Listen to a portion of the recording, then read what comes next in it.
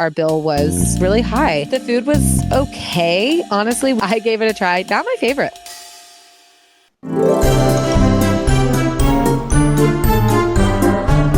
Hey there, this is LJ, owner and founder of Smart Moms Plan Disney and Smart Moms Travel. Welcome to the Smart Moms Plan Disney podcast. I wish I could be with you for every episode, but don't worry, I have chosen an awesome host who will be with you each and every week. I love her, and I know you will too. Here's Aly. Welcome back to another episode of the Smart Moms Plan Disney podcast. I am your host, Aly, and I am so excited today as we are going to do our very first trip review, talking about spring break. What is it like at Disney? I am joined today by Becki. How are you, Becki? I'm doing so good, Aly. How are you?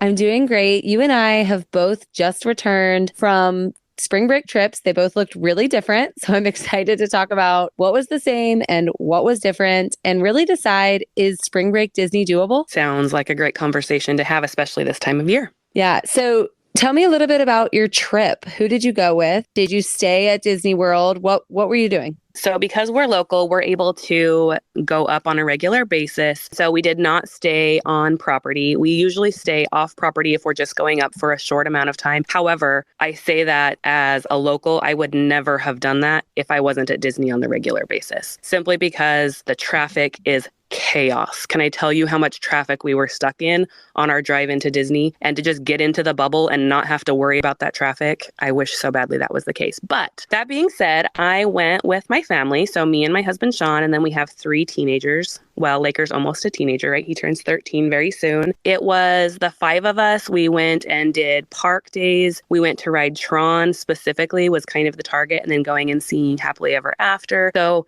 the parks were the focus of our trip for spring break this year. Yeah, my family, very similar. We had big aspirations that we were going to do some things that I'll talk about in a little bit that we had maybe done before. But as you mentioned, Tron was opening, which we have discussed a little bit on the show. We'll talk about more today. Happily Ever After, the fireworks show at Magic Kingdom, coming back. So we had some things we had to do. Plus, my twins are finally at a height where they were able to do more attractions than ever before. So our trip became more ride focused as well as park focused. And that's not typically the way we love to do things. So we were kind of having a park attraction spring break as you would know it in the traditional sense. We were there for a week. We arrived on a Saturday and we left on a Friday. So pretty much an entire week we were there like a normal spring break family, and we drove down, which I'm going to save that conversation for a little bit later, but we had a wonderful time. Spring break is challenging.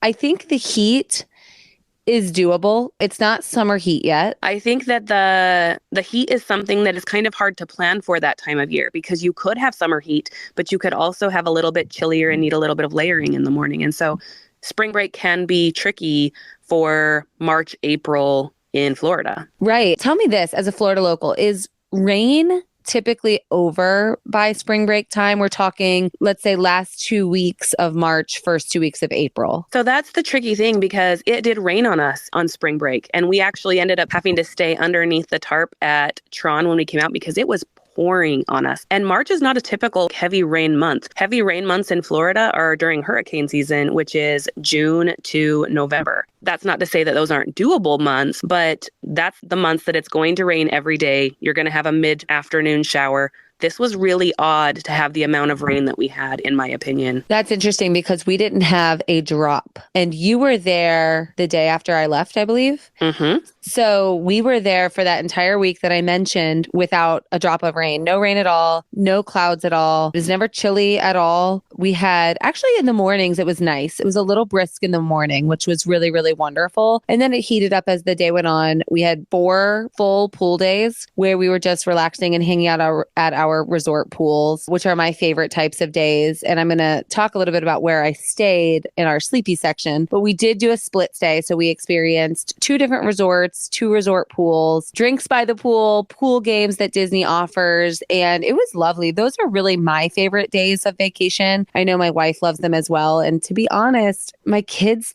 do too. Those hours by the pool. I mean, I know we're focusing so much on the parks while we're down there. But those days at the pool are part of what we love about Disney World. I think that can't be overstated enough. People worry so much about the park days and opening times and closing times and all of the things about the parks. But I think spring break in particular is a perfect reason to have those kinds of down days and rest days, because the parks are so busy that having those pool time where you can just be a family and phones are put away, and the connection that can happen on those rest days is just, you can't overstate it. It's amazing because you don't typically have as you just said, your phone. You're not trying to book genie selections. You aren't battling huge lines. And I'm not somebody that just loves to swim. I like to sit on the edge and watch my kids swim, but I love going down water slides. And I went down both water slides at our resorts multiple times with my kids, and it was so much fun. You went down the water slides? I always go down the water slides. Oh my gosh, I love that. I love that you went down them. We went down, I go down the water slides with my kids as well. And we go every spring break. And so this isn't necessarily just to this spring break, but on our last spring break, I went down the water slide at the boardwalk, and thank goodness that clown is gone. I miss the clown. Oh my gosh, you seriously? Yeah. Oh, Aly, you were the one person that thought that clown was good. The clown slide is like embedded into my childhood. I am certain that the speed on that, what was the clown slide, it's now Mickey and Minnie's. It kind of has the vibe of Mickey and Minnie's Runaway Railway now. Yeah. And I love it so much. But the speed on that slide is just amazing. And my kids were in a loop over and over and over on that slide at the boardwalk. This was our second spring break in a row. We did spring break last year with a bunch of friends. We took 2 other families with us. We had 7 kids, ages 10 and under, and including my twins were the youngest at age 4 at the time. So we had a big spread, lots of kids, lots of adults, lots of different agendas and itineraries. That was last year. And this year it was just my family and another friend of ours. And so the agendas were a little different, you know, when you're dealing with that many kids versus just my little family, but both were doable. I would say if spring break is going to be your one and done, this is the only time we're ever going to Disney, you might want to strategize a different time. Yeah. You may not be able to see and do every single thing, but if it's the perfect time for your family and it's the only time you can make work and it's the only trip you're ever going to take, by all means, go for it. But if you're trying to experience all that Disney has to offer, spring break is going to make that a little bit tricky. Absolutely. Do you think that spring break is the busiest time on Disney property? I do. And Christmas. I would say it's a very close second for me behind that week between Christmas and New Year's. And like you were just saying, there is no bad time to go. Like if that's what works for your family, it's definitely doable, but your plan is going to have to be different because you're not going to be able to do everything simply because of the crowd levels. Yeah, look, I was just there, right? I was there with my family. We did the whole thing, resorts, parks, pools, dining. We did it all. And I will always do it all. Like I said, I just did it last year. But I am also a family that goes a lot. So I'm okay if we miss a thing here or there. It's okay if everything doesn't go perfectly as planned, as it never will with Disney anyway.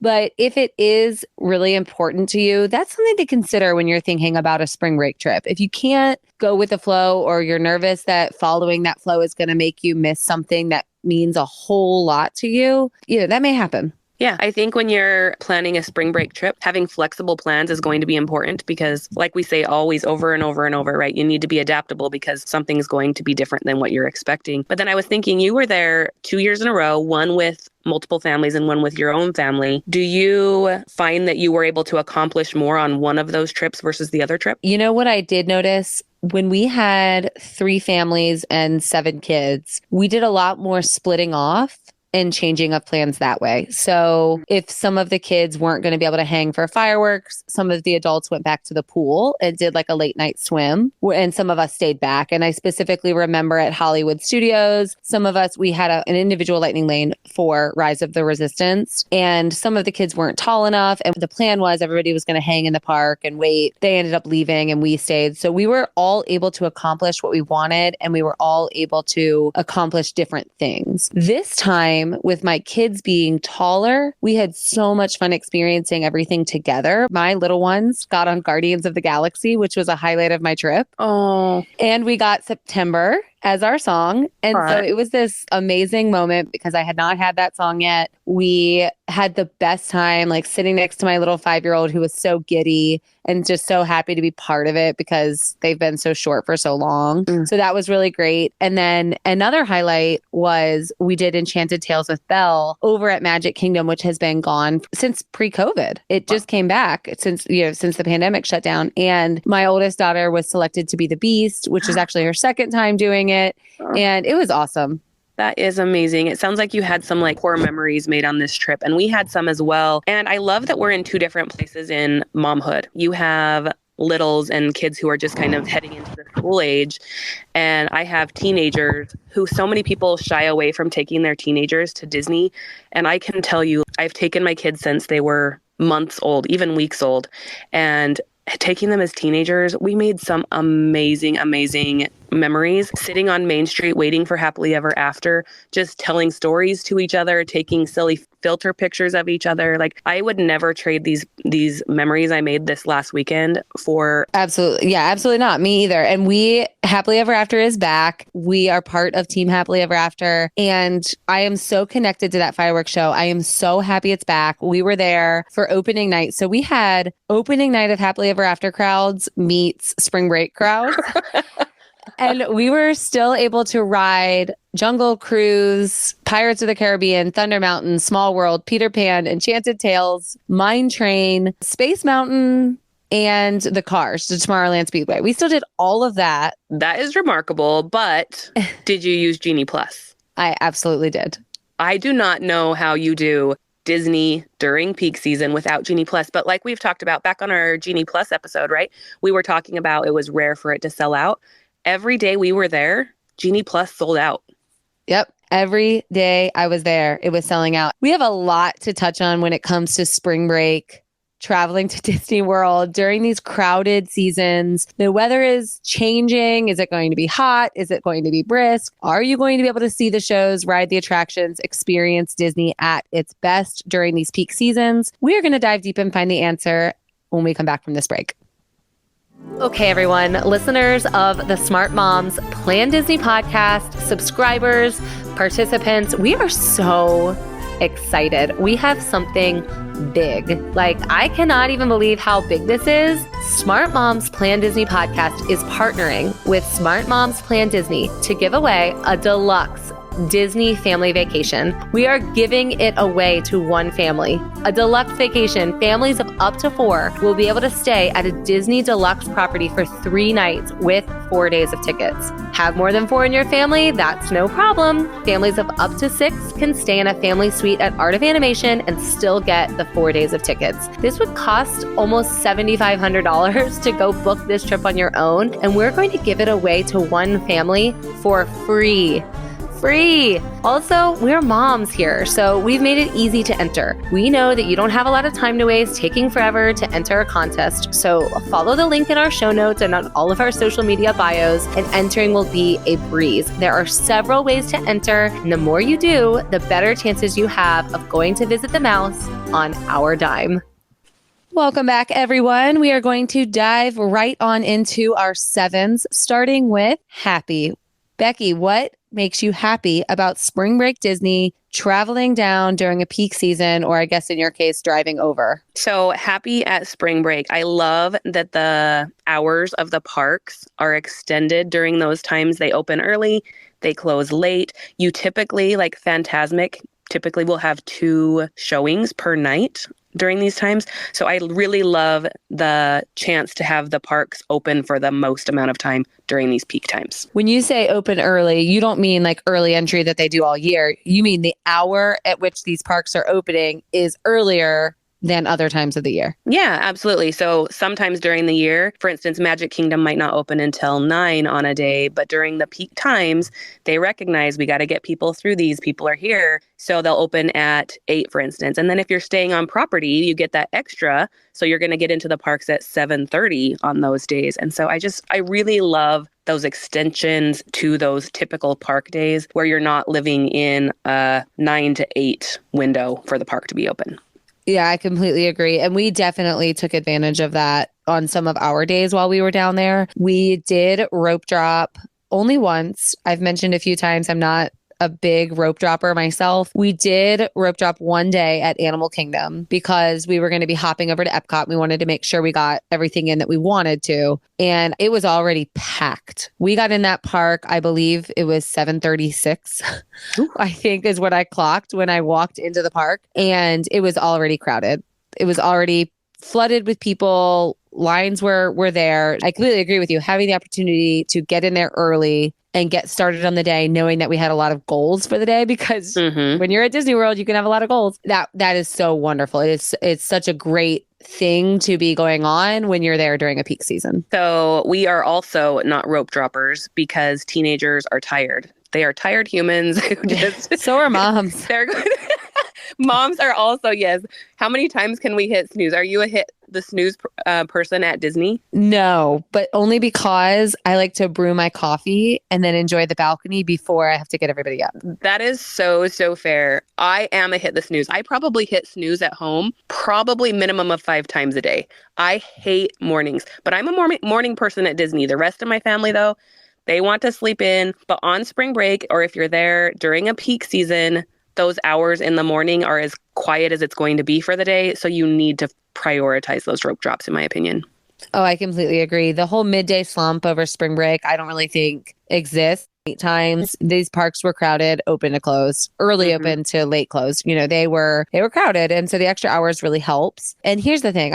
I'm quoted on this show saying I don't care to take my kids out of school, and I really don't. You know, I have trips planned for already next school season, and I know my kids are going to miss some school. But I do love, because we travel quite frequently as a family, I like taking trips on spring break. I like that my kids are out of school. It just feels a little bit more relaxed. And that's something about being down there during this peak week that makes me feel good. My kids aren't missing anything, even though if they were, it wouldn't be the biggest deal. I like that we're down there and everybody is truly, truly on a break. I couldn't agree more. I was off work. Sean was off work. There was no let me look at my email because our companies were shut down. It's just a matter of everybody can truly check out when school is closed. You're actually on PTO, really prioritizing that family time. You can't understate how important really unplugging can recharge you.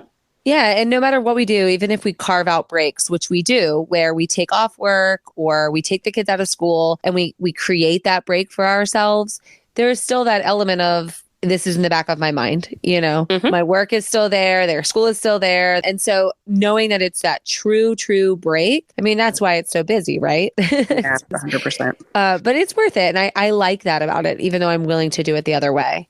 Something else that makes me really happy is that if you celebrate Easter, the Easter eggs. Oh, did you see them? Did you see the Easter eggs? Talk about the Easter eggs. So the very first ones that we saw was we started our day in Steakhouse 71, which shout out Steakhouse 71. Like if you haven't been there, you need to get there, especially for brunch. So we saw them. They are massive. In my head, they were small handheld size eggs because I've seen pictures before. But no, they're like huge and chocolate and decadent and hand painted, hand created, inspired by lots of different creators and artists and all kinds of things and dedicated to Disney ideas. I saw one that had a hand painted Alice in Wonderland that is just, how is this chocolate? How is this chocolate? Yeah, I don't even know that we can explain them to do them justice. They're works of art. They're real chocolate, and they take months for the artists to create. And one of my favorite ones was sort of this, it looked like a blueprint of Walt. Oh, and like what the castle was going to be. And then it had this gorgeous gold trim going between it. And the top half was the castle in its creation as it looks now. Oh my gosh. It was so beautiful. And then Kevin, the bird from Up, which don't even get me started on the movie Up. I'm not going to watch that movie. That is the worst movie ever. Worst. Wait, I've never. Worst as in like you hated it, or worst as in like you were sobbing? I will never watch that movie again. It's such an emotional roller coaster, but I cannot watch two people that loved each other their whole lives. I mean, spoiler alert, if you've never seen Up, I can't I can't watch them not like fulfill their dreams and travel. You know what's so crazy to me about Up in general is, so we have our DBC group, our Disney Bounding group on Facebook, and we had a poll during Valentine's Day. Who is your favorite Disney couple? Carl and Ellie won by a landslide. It was like over 50% of people said Carl and Ellie. Yeah. And that's why I won't watch their movie, because they're such a It's such a beautiful love story. They're such a dang sweet couple that I don't want to watch what happens to poor sweet Ellie. Oh, it really is just that Kevin egg. The Kevin egg is remarkable. It really was. Kevin in general, with his placement of Up in Disney World, like meeting. Have you ever met Kevin? I just did. Not the Easter egg, but the actual Kevin. Yeah. Kevin walks around the Animal Kingdom. It was actually not my first time, but my twins was their first time, and they loved it. It was amazing. Oh my God. Here's another thing that made me super happy. So I had never discovered the dinosaur lounge in the Dinoland area of Animal Kingdom. Okay, wait, there's a lounge in the dinosaur area? Yeah. Apparently, I didn't know about this either. It's sort of directly across from Dinosaur the Ride, and they make this dino sour. It's like a take on a mojito, and it is so good. And I may have had 2 of them, and then got on Dinosaur, which Okay, you had 2 strong drinks, I'm assuming, because Disney does their drinks pretty strong typically. 2 dino sours, then got on the dinosaur attraction. It was just my wife and I and our twins. My oldest daughter was riding Flight of Passage with our friend. So it's just the 4 of us. And I swear at some point I almost buried my head in my 5-year-old daughter. My friends were laughing. They were like, "Is this you going in to hide your face?" It wasn't your 5-year-old hiding in yours. It was hiding in your 5-year-old's shoulder. Yeah, she was all good. Oh my gosh, I love that. So over in that area, though, is an area that I love that gets overlooked so much when people are talking about places to eat in Animal Kingdom, is we always eat at the Restaurantosaurus. And it's just nostalgic to me. Like, we go and eat in the garage area, and it's just, there's so many hidden Disney details in that restaurant that I think it's a really overlooked area. Yeah, that whole area has some cool hidden gems, and we did have a good time exploring it for spring break. And it was a nice area to sort of be relaxed and get away from some of the crowds, because I think it wasn't as busy as some of the other areas of the park. Animal Kingdom was wildly busy, and I think we can use this to transition into Grumpy and really just talk about the crowds and the pricing, right? Mm-hmm. That is what is hard about spring break. The crowds were tough. You have to have patience. You have to have flexibility. We, as I said, got to Animal Kingdom. I know we've talked a lot about that specific day at 7:30 in the morning. And by the time we made our way past the restroom and used the restroom and then got to Pandora, Flight of Passage, which thankfully we had individual lightning lanes for, was on a 145-minute wait. At 7:40 in the morning? So it was probably just after 8 by the time I got over to it. Oh my gosh, that's crazy. So over a 2-hour wait that early in the morning. But it's reality. It's the reality of spring break. And it's why you have to have Genie Plus. It sounds like you did individual lightning lane for Flight of Passage. We did. And you had Genie Plus as well. Yeah, we did it all. And I'm going to say that we can almost merge this with our dock strategies, right? The things that are making us grumpy about spring break are the things that you have to use dock to strategize. So luckily we had a return time for the Lion King show, and I had the foresight to think to do that, because a lot of times we won't get a lightning lane for a show. That just seems like a waste to me. Mm-hmm. Not over spring break.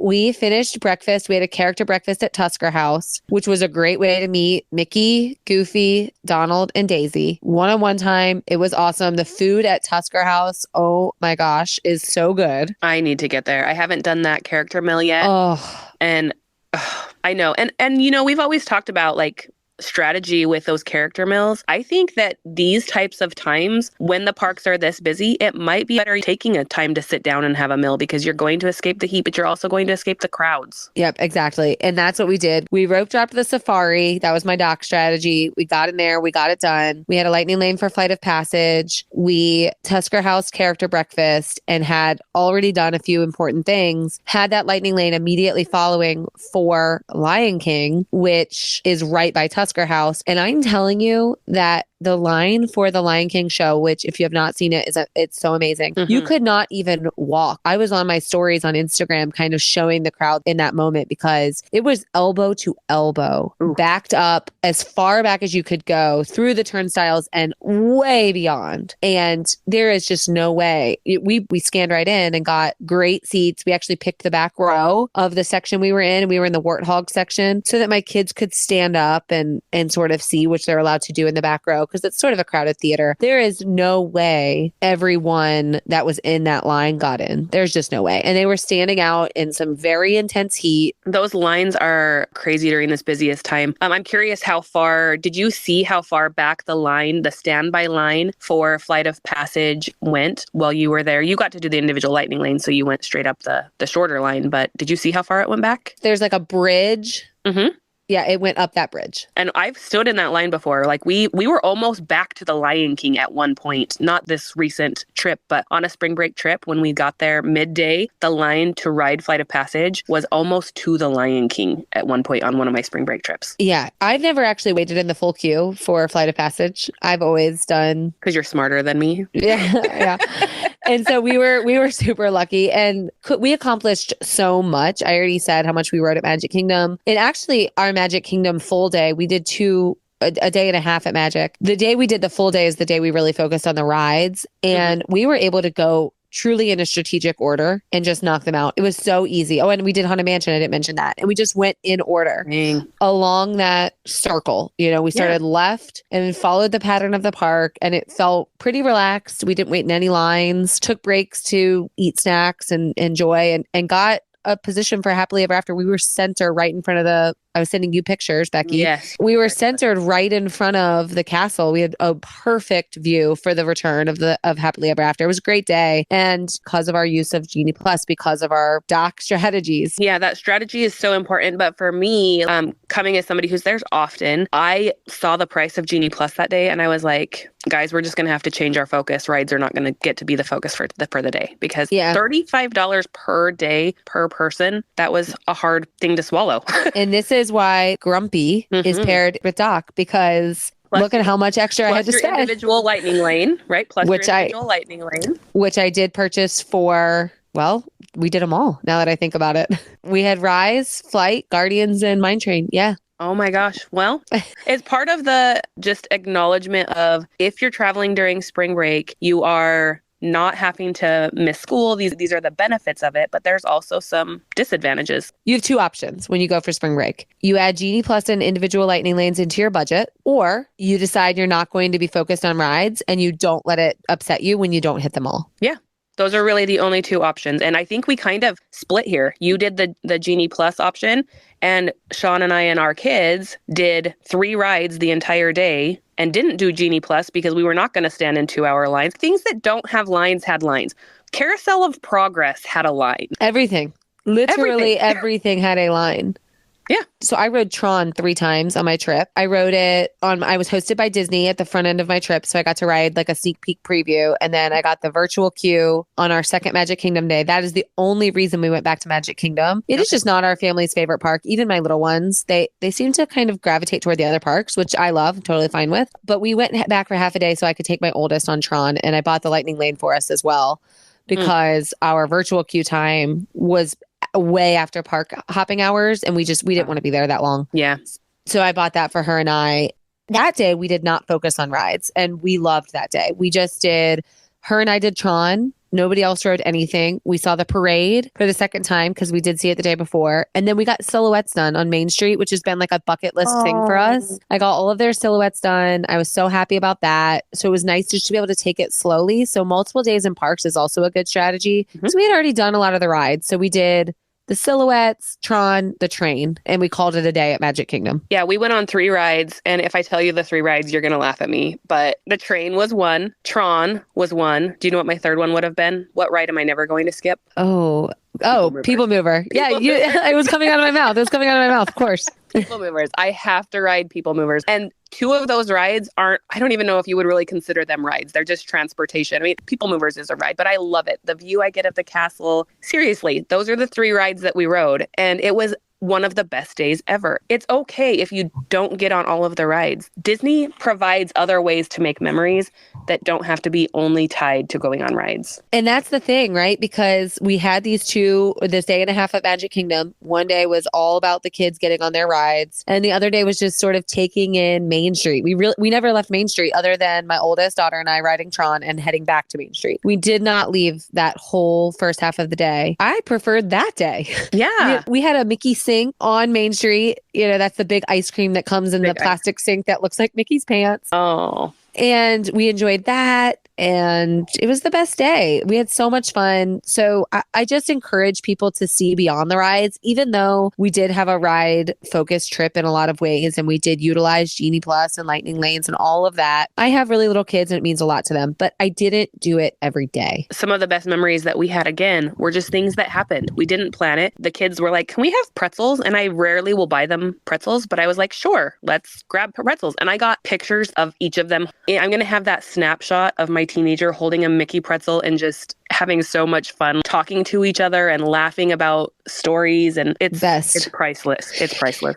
And those are the things you have to be able to see beyond these crowds that make us so grumpy. And you've got to be able to see what else is going to be offered at spring break time. Those moments are what matter the most. And something I noticed that we did do actually this time that we never would have probably done, but it was available. You talked about the Easter eggs, but also in Magic Kingdom, you can meet Mr. and Mrs. Easter Bunny in Magic Kingdom. Oh, that's right. Yeah, they are over there. We did not do that, but they are there. Yeah, it's kind of over behind that ye old Christmas shop area, which if it's not Christmas or Easter, that area is a overlooked place to like check out and give your kids and yourself some chill time. Want to hear a funny story about that area? Yeah. I found myself at Magic Kingdom, the trip you and I were on together a few months back. Okay. Everybody was gone. I had a flight later than everyone. So I found myself alone at Magic Kingdom after one of our teammates had left. And so I was kind of walking around and I didn't want to do any attractions. I was just kind of passing time and taking it in. And I thought, I'm going to go relax in that area that you're talking about. And they actually have a little grass area where service dogs can go to the bathroom. Yep. But it's quiet back there. So I walked back there and I ran into LJ. Oh, seriously?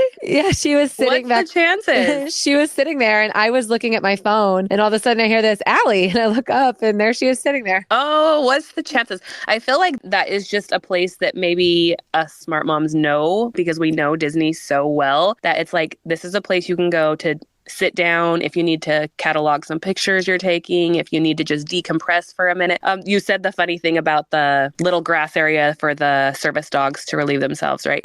Laker, we were walking back that way and we crossed the bridge coming from the Adventureland entrance. We crossed over that way and he's like, hey, there's some grass, because they wanted to have their Mickey pretzels on the hub grass, but it was solid sun. And in that moment, sun was 90-degree heat. It was way too much. So we're like, let's go find some shade. He's like, I see grass in the shade. And he went over and almost sat down. I'm like, Laker, wait.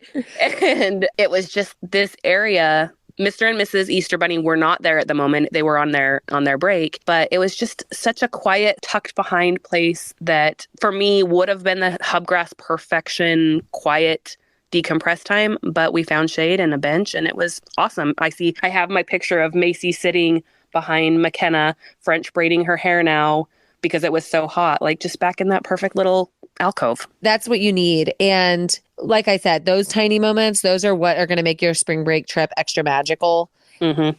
The first ride on a new attraction, riding Guardians with my twins for the first time, that is core memory. But riding, Small World for the 1,000th time is fun, but it's not my favorite memory of the trip. Yeah. We did have one of those memories made during the Tron. We were in there and I intentionally, anytime I'm doing something for the first time, I try not to be the record it person because I want to experience and make that memory as well. And so that moment in Tron, I'm sure when you're in Tron, that moment, you're kind of in a room and then it's like, boom. It's like all 5 of us were like, whoa, that was so cool because we had avoided spoilers. So always finding those firsts with your kids and just being present in the moment. It's a great opportunity for that during spring break and these busy times. Can I add one more doc strategy to our list here? Yeah. Add the water parks to your Disney vacation package on spring break. Amen. Times 1,000. No matter what age your kids are, I think a lot of people are afraid of the water parks with littles, but good gracious, with the addition of the Frozen area in Blizzard Beach, my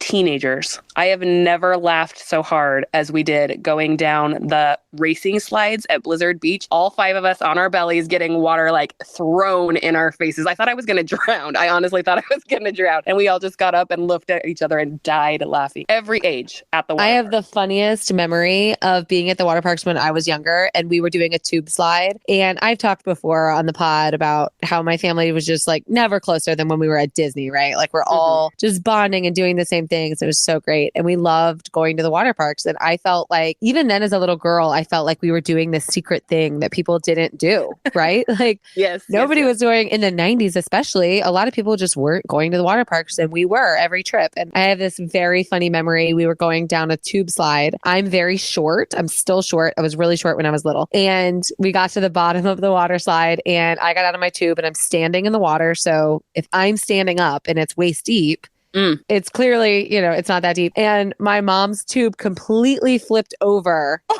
at the bottom of the slide. And she freaked out because she doesn't necessarily love getting submerged in water. And she thought she was drowning. And I'm like standing by her. I'm like, Mom, I'm standing here. God. It's not that deep. But that's the memory I remember of the water park. You know what I mean? We have so many fun moments from the time you get there to the time you leave. I have a pretty funny water park story as well. It's kind of days gone past because they have adapted the water parks and changed. Like they've added the coaster kind of style water slide over in Typhoon Lagoon. But before those were put in, did you ever go when there was the little shark infested pool that you could snorkel across? Did you ever go to that? No. Okay. So there was this area that you had a snorkel gear. You would just pick it up. They would sanitize it and you'd get in. And Becki, like 15 years ago, was terrified of fish, terrified. But I convinced myself I was going to do it. And I got in and I'm snorkeling across the top of this. It's not a huge pool, but it had fish in it. It had lots of colored tropical fish and baby sharks. Like these sharks were maybe a foot or foot and a half long. And I was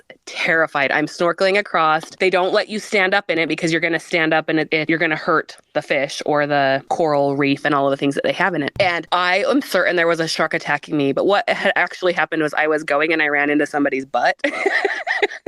And I stood up and they freaked out at me because you're not supposed to stand up. And I was like, oh my gosh, I'm going to die. This shark's attacking me. And it wasn't. It was just me running into some lady. I don't know.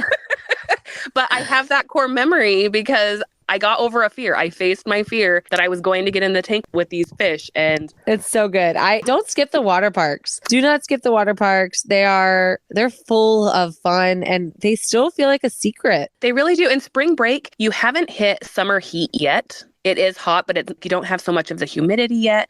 And so I feel like a lot of people overlook the water parks in spring break time because it's not summer, right? Water parks and summer go together, but the weather is great for the water parks and they're so affordable to add to your park ticket. So affordable. They are. And this was my dopey mistake of this past spring break is it was my plan to add the water parks and I decided not to do it. I instantly regretted it. I could have added it while we were there, but we just already sort of had our agenda laid out and we didn't. There is no way that I'm going to do spring break again and not do it. Yeah, it's such a smart move. It's time away from all the crowds because they really aren't that packed this time of year. The water parks are they're a hidden gem. I agree. And going along with dopey, silly mistakes that we make. Obviously, we've talked a lot about Genie Plus and pre-planning. I think another mistake you can make is not adjusting your budget accordingly for while you're there, because another thing we did that I don't know that I would do necessarily, the best money well spent was the Fantasmic dining package. Oh my goodness. I've done that twice now, and you get like the perfect center seat. You get the perfect view of everything from every direction. So we had front row center. And I own a dance studio. One of my former dancers, who's an alumni, is part of the magic of that show. She's a dancer in it. So it was very important that we saw her and we get to be there. So we splurged on the package and it was quite expensive. For my family of 5, our bill was really high, but the food was okay. Honestly, we did Hollywood Brown Derby, and I'm apologizing now to our teammate friend Carla, who loves Hollywood Brown Derby. I gave it a try. Not my favorite. Yeah, I think it can be hit and miss. When we did the Fantasmic package most recently, we also did it at Hollywood Brown Derby, and it is very expensive. It can be cheaper if you choose to pair it with 50s Primetime or one of the less expensive meals. I would absolutely do it that way. I would probably Yeah. do Primetime if I did it again, but I would do the package because being front row for Fantasmic, I saw it a few months back over on the farthest section. We were together by the show, kind of left feeling like, yeah, it was good. It was fine. You know, this time, the vantage point, sitting front, sitting center, watching, I was crying most of the show. See, you get it now, right? Yeah. Fantasmic is my Disney reason. If I was going to Disney for one thing and one thing only, and that's why I was really sad when we got put over on that far side when we were there a couple months ago as a team, was because as much as Disney really does a good job of hiding the magic in terms of how things happen, when you're on those far sides, you can't help but see how some things are accomplished, and it front and center is so worth the investment of the Fantasmic package. I would add that to your silly mistake, not planning for something like that, adding that into your budget. I think it's so important. It's going to give you a much better experience with some of these things that are so much a part of what Disney is. Okay, let's talk about sneezy, things you avoid. For me, my answer is going to be different than you. You think? Yeah, my answer is definitely different. I'm interested to hear what yours is. So one thing that I know that you absolutely love this, and so this might be completely down a different realm of what you're thinking. I'm thinking, what am I avoiding during spring break? Our very first time we went to Disney for spring break, we knew the crowds were crazy. We were going for a week. We didn't have reservations far in advance. And so I went on and I'm like, there's just no availability. And Sean's like, well, what if we change hotels? And you said you changed hotels, right? You did the split stay. We did. Yep. And you love doing that because you get to experience different things. I love doing that as well, but I will never do that again the way that I did it this last time. I split stayed 6 nights in 6 different resorts because it was the only way I could stay on Disney property for the full week. That sounds like a bucket list challenge. It really kind of became one, and it was its own special kind of memory. But I was so tired. I was so tired of repacking my kids up in their suitcases, going back to the car, moving to a new hotel. I love split stays, but I think the max I would ever do is one change. One resort to another resort. One resort to another is great. If your trip is long enough, you could do it twice. Yes. I have to avoid my sneeziest flying. Really? Over spring break. Okay. Because my family always flies. I'm from the Midwest. Our drive is 14 hours to Disney. Do you know when I priced out flights for spring break rates, how much it was going to be? Well, you're timesing by 5, so I'm sure it was insanity. $8,000. What? What? That was what our tickets were. And then when they went down a little, it was like 57, I want to say, 5,700. That's more than your entire trip. Correct. And I couldn't do it. And so last spring break, it was the same story. This spring break, it was the same. And because we have a little bit of extra time padded in because we have this extended break, we're off from everything, like we said, we drive. We drove last spring break. We drove this spring break. And the drive is okay. My kids actually do great. We have tons of car activities already ready for them and snacks and things going on. And we strategize to make it work for us, but the traffic. Oh my word. We drove down in one drive. We left at 8 a.m. and we got to Disney property. I want to say it was like midnight. And actually, this just reminded me, we actually did a 3-way split stay. Did you? We did. Yeah. Oh, that's right. You stayed one night in Disney Springs. Yeah, we did. So we drove down in one night and I'm going to use that. We're going to transition into Sleepy here in a minute, but our drive home, the traffic leaving Florida and heading back north toward the Midwest, it took us 32 hours to drive home. Oh my gosh, that's insanity. And I would say if I'm going to Disney and I'm going to be there for the week, do not stay off property. Getting from your off-property hotel onto Disney property is going to add at least an hour to your day just because Absolutely. That's so good. Stay on property. That is going to transition us into Sleepy. You got to stay on property. You need the extra hours in the park. You need the priority for the individual lightning lanes because you're not going to ride some of the best attractions without it. You need to avoid the traffic getting into the Disney bubble. So we arrived really late overnight and we stayed at the Drury Plaza in Disney Springs. Mm-hmm. I used a Smart Moms travel agent to book my room. Yes, you did. And it was you. And wasn't it so much less stress to use a travel agent and not try to figure that out on your drive? I was dying laughing. Obviously, we're both Smart Moms agents. and it was getting late. I was I was with my kids. I'm on my phone. And so I knew that you were available. And I was like, please book this room for me. And so you did. And it was like, here's your confirmation. You're all set. I was like, oh my gosh, everybody should. You nothing. Cost you nothing. I was like, use a travel agent.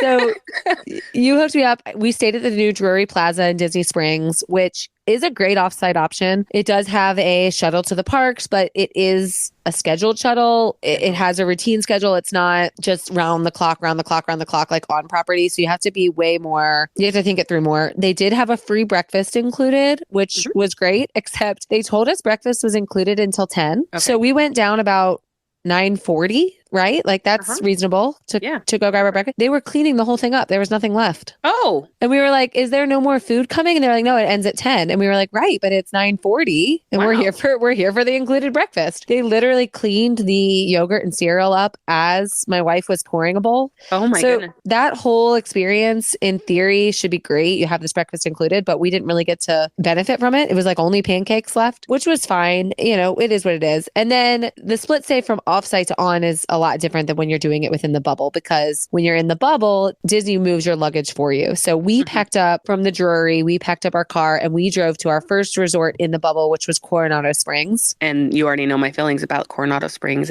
You love it. I love it. I'm on the fence about it. I do love it. I love the vibe. It was gorgeous. It felt deluxe, which we say a lot. The tower is stunning. The pool was super fun. The pyramid slide is a ball. We went down it many, many times. They do not have a zero entry. With kids, a zero entry really matters. It makes a huge, huge difference in my pool day as an adult, as mom. Yeah, well, for the kids being able to easy access, but also for parents to just sit in the very, very shallow. And I will give the caveat that when I say I love Coronado Springs, I love Destino Tower version of Coronado Springs. If I can just have Destino Tower and 3 bridges and the lights twinkling over the water, it's perfection. Gorgeous. It's gorgeous. And the beach there, and they have tons of seating that's stunning. The lake that the bridges are crossing over to get to 3 bridges are gorgeous. I mean, I can't say enough good things.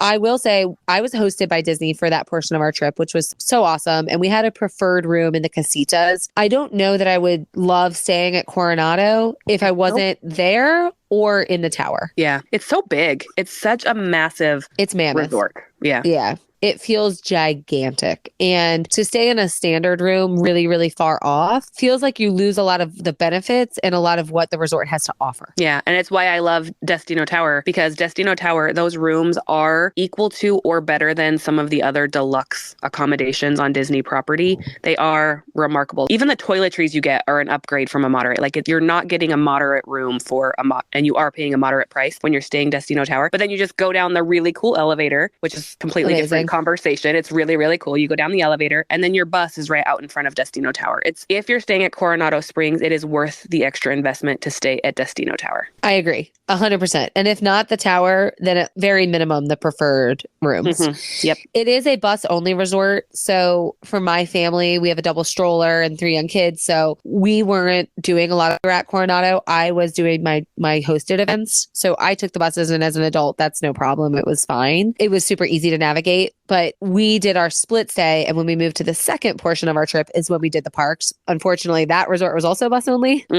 but there was a good trade-off there. So what happens when you split stay, we packed up all of our things, and then I just called Bell Services. We had like 10 bags between us, and Bell Services comes and grabs them. We let them know at that point, hey, we're switching to another Disney resort, which was Animal Kingdom Lodge. We were going to Kidani Village, and they were like, okay, your bags will meet you there later. They took them away on a cart, and that was that. It was super easy. We didn't have to see them again. I think that if I had done my 6 days at 6 different resorts trip and included Bell Services moving our bags, it would have felt like a very different trip. And so maybe if we drop back to Doc for a second, if you're doing a split stay, really utilize those Bell Service. Absolutely. So Bell Services took them. We had our brunch at Steakhouse 71 that morning. So we went, had bottomless mimosas, enjoyed a really long brunch, to be honest. Didn't even make it into the parks till 1 in the afternoon. And at that point, we walked from the Contemporary, made our way back to Animal Kingdom Lodge that night, and called Bell Services. Bags were there. Super easy. We had a 1-bedroom villa, Savannah View. So the balcony on a Savannah view connects all the way from the living room portion to the bedroom. So it's a huge extended balcony. And every morning around 8 a.m., they would let the zebras out. And we had 6 zebras just right below our balcony that were just let out at the same time every day. They were right at our balcony every day, along with some giraffes. And for any smart moms listening, our hidden Mickey of the day is Savannah. The Savannah view it's a great trade-off for the bus only. Well, that sounds terrible. I don't know how you handled yourself having a 1-bedroom with a Savannah view. Like, good gracious. Oh, so jealous. So jealous. I've had Savannah view at Animal Kingdom Lodge, and it can be a pretty big price adjustment from a standard view to a Savannah view, but there's nothing like it. Like, just do it. I agree. Yeah, it's almost not, I don't want to say not worth staying there because you do have Savannah views all over the property. There are viewing points everywhere, but gosh, when you're paying to stay deluxe, you're paying to stay there. Having the animals out of your room are just amazing. And the Kidani and the Jumbo House pools, we actually used both of them. As a guest at Kidani, you do have access to both. So I really preferred the Kidani pool to the Jumbo pool. I think it's interesting because I think a lot of people don't realize the Animal Kingdom Lodge is really 2 resorts within a resort. And there's several resorts like that in Disney that kind of call it 1 resort, but it's 2 resorts. But have you been to both of the lobbies? Like, they're very different from each other. Extremely different. And Boma, which is a restaurant inside Jumbo House, we had Boma breakfast. The buffet there is probably the best breakfast buffet on property. Wow. It's also like a hidden gem. Have you had it? I haven't yet. It's on my list, but I haven't gotten there yet. You've got to get there. The Boma buffet, it was my first time having it. And our dining episode released last week. We didn't talk about the Boma buffet enough because I had not been there. And you just said you haven't been there. Gosh, it is so good. You're adding these things. Remember, on the dining episode, I had joked that I've tried everything I want to try. And in this episode alone, just in this conversation, you've added 2 things that I now need to go try. No kidding. No kidding. So Boma was at the bottom. It's at the bottom of the lobby in Jumbo House. And that lobby is super impressive. It's gorgeous. The Kidani lobby is a little more understated. It's still beautiful, but it's not as grand at all. It's the smaller of the resorts. It's actually the DVC property, but you can still stay there through a package. And the pool, I just like it. It's a little more intimate. It has 2 slides, a huge splash area. I like it better. I do wish that they would add Skyliners from there. Yeah. But because busing is not my favorite form of transportation at Disney. However, they do it well. They do the busing well, even though you're kind of far away and all of those things, the benefits you get from being in such a beautiful resort with the Savannah view and the sunsets at Animal Kingdom Lodge, I'm pretty sure are sprinkled with pixie dust. I don't know how they make it even more beautiful than it is anywhere else, but such amazing. It is. Yeah. The only other thing I would say about resorts as they pertain to spring break, the pricing is higher. It's a peak season. So the rates per night are going to be way different than if you're pricing that same resort for, let's say, midsummer. So, this might be a smart time if you're trying to budget Genie Plus and things like that into your trip. It might be a good time to explore options like Pop Century or Art of Animation that are going to be on the Skyliner. They're going to offer convenient transportation so that you're avoiding the bus line at the end of the night with the parks. And the rates are still going to be more like a moderate over spring break because the prices are higher in general. So it's not a bad time to really look into some of those options, I think, when you're looking at this season in particular. Yeah, and not overlooking that they have family suites in some of the value resorts. I think that the All-Star Music family suite, while it's not going to be the grandeur and the beautiful piece that you get when you're staying in a deluxe 1-bedroom Savannah view by any means. Right. But for our family with 2 adults and 3 teenagers, having 3 queen size beds that pull down. I mean, the Murphy beds might be doubles, but they're full size real mattresses, not pull out mattresses. Those kinds of details are things that can really make or break your sleeping situation, which there's nothing like Disney Tired. So having that be a difference maker can really be a game changer. Yeah, I completely agree because the pull out couch in our 1-bedroom villa, to be honest, wasn't that great.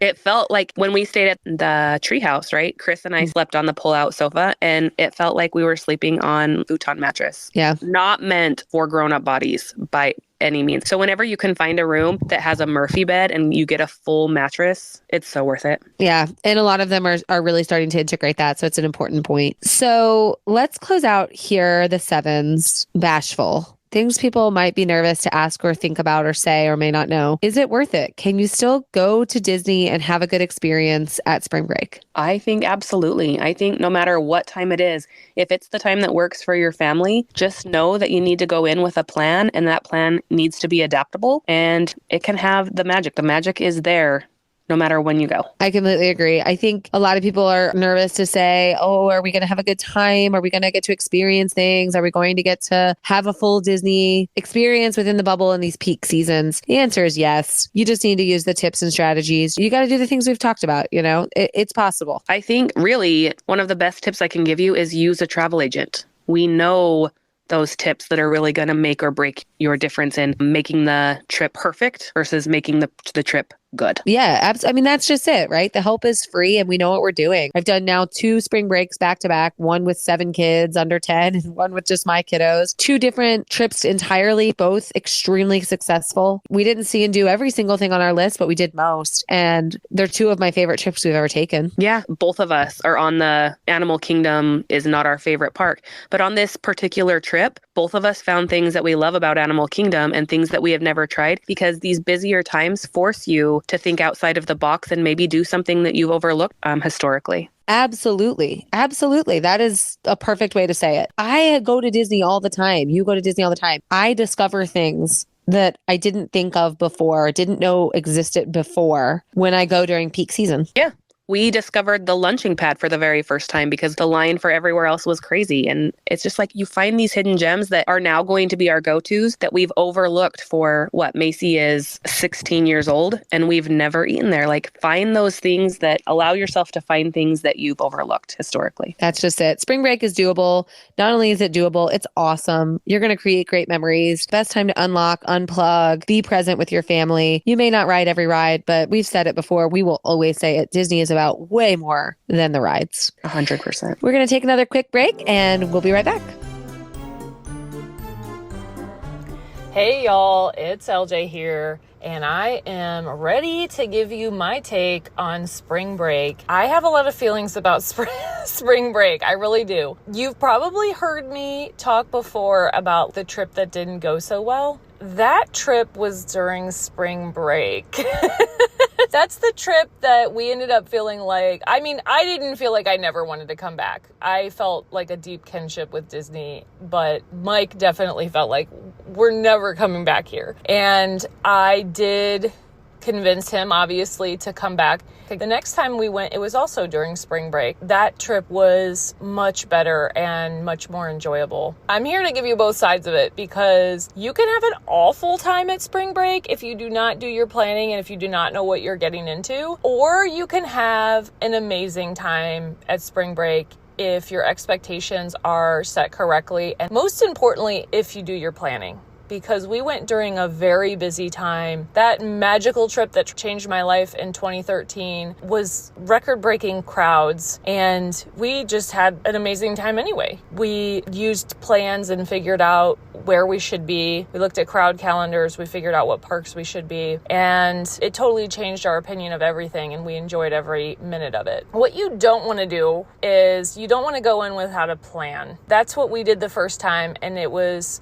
very, very difficult. There's crowds everywhere. There was very little dining to be had. We ended up waiting super long, even for quick service. There's people everywhere. We felt very elbow to elbow. But my memories of that trip are like, it was hot, it was awful, we were sweaty, and there were people everywhere. We couldn't get food. That's, I think, what you're looking at if you go in without a plan. Now, if I change my thoughts and think about the trip where we had a plan, here's what's different. We went in at rope drop, so that's Disney speak for getting there when the park opens. We had a plan to do one headliner right when park opens, and then switch to the B level rides where people are still going to be spending time running from headliner to headliner, but my kids were little, so we did one big one, and then we went to all the ones that had no wait. At 9 a.m, nobody's running to the Teacups, Winnie the Pooh, Peter Pan. Most people are running for Seven Dwarfs Mine Train, the mountains. So we would use that very first opportunity to get one of those under our belt, and then usually grab a rider switch because our kids were under height after that, we'd just go hit 4 or 5 of the smaller rides that were perfect for the little ones. And then we would either have late morning, like the last breakfast reservation of the day, like at 10:30 or 11. And then we would use our fast passes. I mean, this is back in the day. You remember how you had to like run around? I think we were running around to get them, and then we were using them during the heat of the day. Then when you scheduled them, I would always try to schedule my fast passes to start around like 11. Now that you use Lightning Lane, I still think that's good. It's different because you've got to work with what's offered and that type of thing, but I still think it's good. You don't need fast passes or Lightning Lane first thing in the morning, and you more need them around 10:30, 11, 12. And then the busiest part of the day is between 11 and 4, and then you're going to start getting people leaving who've been there since the morning. And that's when I love to go back to the resort and take a break. And then I love to head back to the parks at 7, 8 o'clock, depending on when the park closes, be there for fireworks or for whatever nighttime show there is. That's just my blueprint for the best day during a busy day. You also want to use crowd calendars and make sure you're at the right park. So if you have 4 or 5 park days, it could make a huge difference for you to be at Magic Kingdom on a Saturday versus at Magic Kingdom on a Tuesday. That's going to be a really big difference. And I never think you feel the crowds as much at Epcot. So if it's a busy crowd day, I feel like I'm going to go to Epcot on that day, and then I'm going to go to Magic Kingdom on that Tuesday. I love being able to look at crowd calendars and planning my days that way.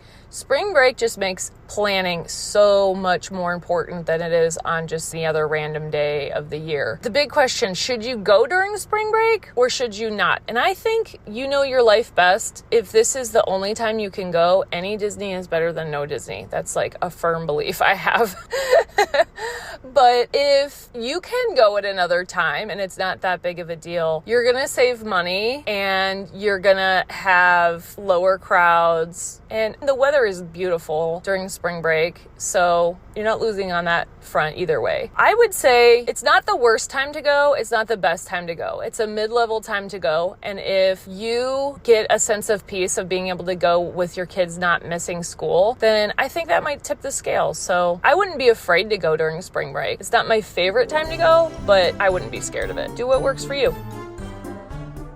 We are back and we are ready for the Lightning Lane. Becki, it's just you today. Are you ready to be in the hot seat? Let's go.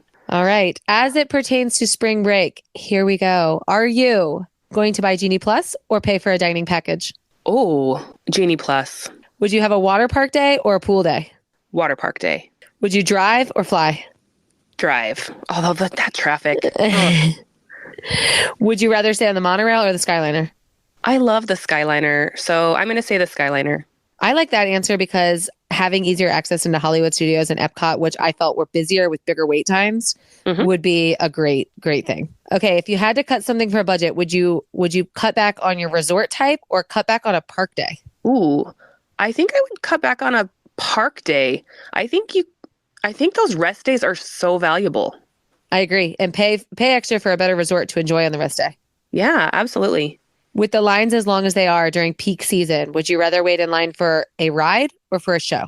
Ooh, I think a show, because the lines are going to move faster. They house a lot of people at once. So even though if the line looks really long, you're going to get in and get some AC time, feet rest time, and a really, really good show. Okay, if you had to skip one park because of cost being a little higher at spring break and you could only visit 3 parks, which park would you cut out of your trip? Ooh, I'm probably going to say Animal Kingdom. I can't. The other 3 parks, I have my heart in all 3 of them. I know. I had such a good time at Animal Kingdom. I can't even believe I'm saying that because it's so not my favorite park. It's probably the one I would cut to, but we had a great time. And my favorite ride in all of Disney's at Animal Kingdom. And so, I don't know, maybe I would pick Magic Kingdom. I don't know. That's so hard. That's so hard. My family was disappointed with Flight of Passage. Are you for real?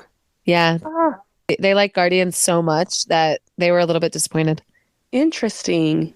Maybe it's about the emotional tie too, because like you were saying, when you experience something for the first time, it really sets a core memory to that.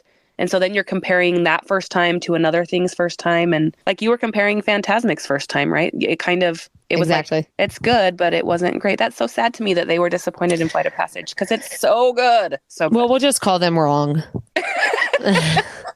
I will call her today and I will say, you are wrong. How dare you say that about my flight of passage? That's going to do it for us today on the Smart Moms Plan Disney podcast. As always, there is no wrong time to go to Disney. There is no wrong way to accomplish Disney. It's just that you have to make sure you're strategizing, you know what you're getting yourself into to give yourself the best experience you possibly can. As always, if you are looking at planning or ready to start planning again and you don't already have a Smart Moms travel agent to help you for free, be sure to check out the link in our bio or our show notes to get connected with a free Smart Moms travel agent and Smart Moms Plan Disney podcast host. Be sure to like, follow, and subscribe everywhere you get your podcasts and on social media platforms. And until next time, we'll see you real soon.